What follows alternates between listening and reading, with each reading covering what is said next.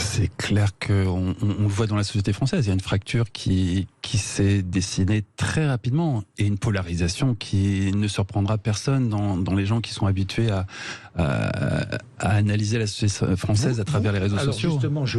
Justement, vous travaillez sur les réseaux sociaux en permanence. Vous regardez, vous analysez, vous réfléchissez.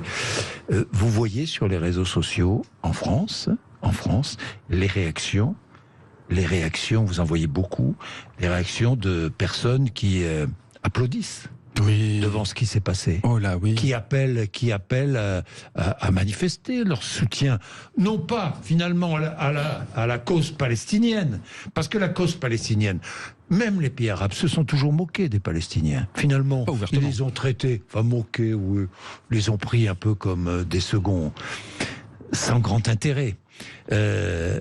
Vous sentez qu'il y a vous le voyez sur les réseaux sociaux, là, à l'occasion de ce drame? On le voit, on l'analyse, on a des outils pour ça, et effectivement, on voit une polarisation complète de la société, avec finalement assez peu de gens qui ont une position intermédiaire et modérée, et puis des clivages nets, une fin d'une certaine hypocrisie, ce qui, quelque part, est peut-être pas plus mal.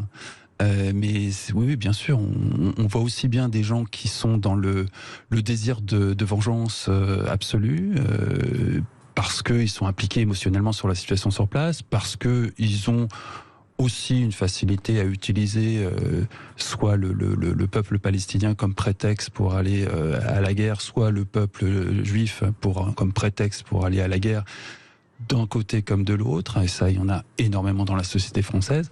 Et finalement, assez peu de monde qui, pour l'instant, mais on est dans les 72 heures qui suivent le début de l'horreur. On a peut-être besoin d'un peu de temps pour que la poussière retombe.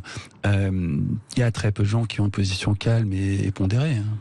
Oui. Je ne prétends pas en faire partie. Non, mais il y a très peu de gens. Très peu.